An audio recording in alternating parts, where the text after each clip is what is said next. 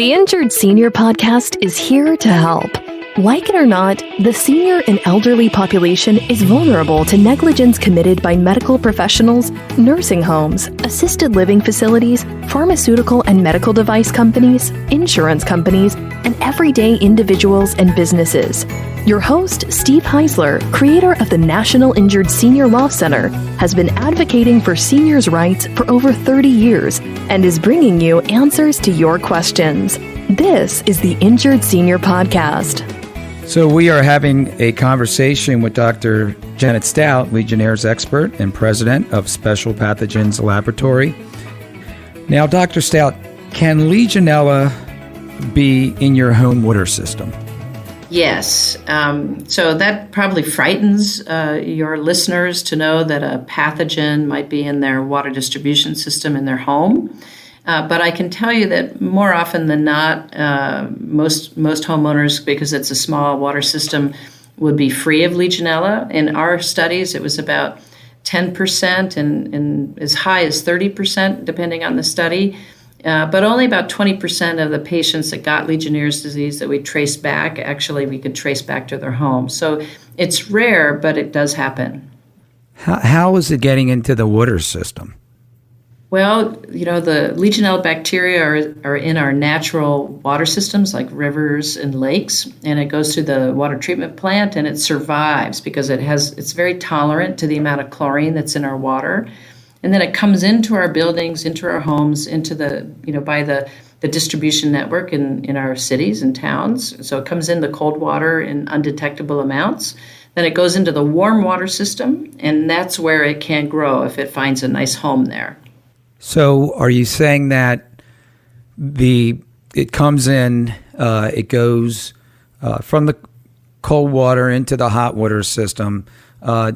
Isn't the hot water system supposed to be a certain temperature to make sure that Legionella doesn't grow in the water system? Most of us at home or even larger buildings like hospitals maintain the temperature not high enough so that it would kill Legionella. So it would have to be almost scalding temperatures, like 130 degrees, to control Legionella in our water. And most of us have a setting on our hot water tank that's like around 120 or so.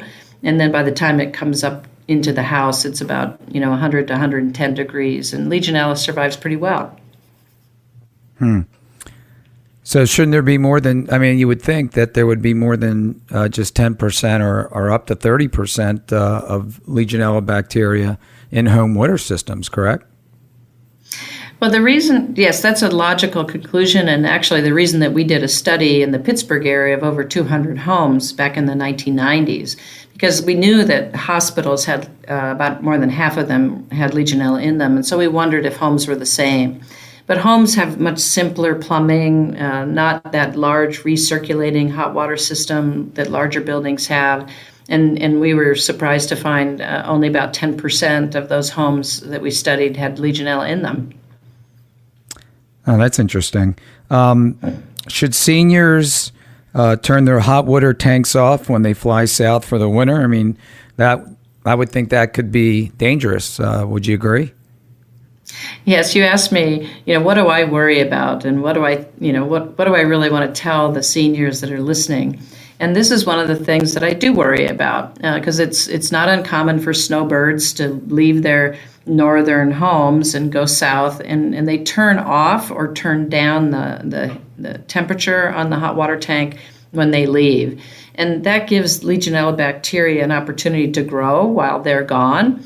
And then they come back, turn the shower on, turn the system back on, and then they got Legionella problem in their house. So what would be preferential would be don't turn it off. But if you have to, when you come back, turn up the hot water setting as high as possible and flush the outlets. And I actually have a little protocol. So if people wanted to get that from me, they can contact me at info@specialpathogenslab.com, or they can go to our website, and which is www.specialpathogenslab.com, And under the Legionella tab, there's homes. And there's a lot of information there about the presence of Legionella in homes. So I think people need to be, knowledge is power. And if you understand it better, you can protect yourself better. Well, that's really good. Thank you for that.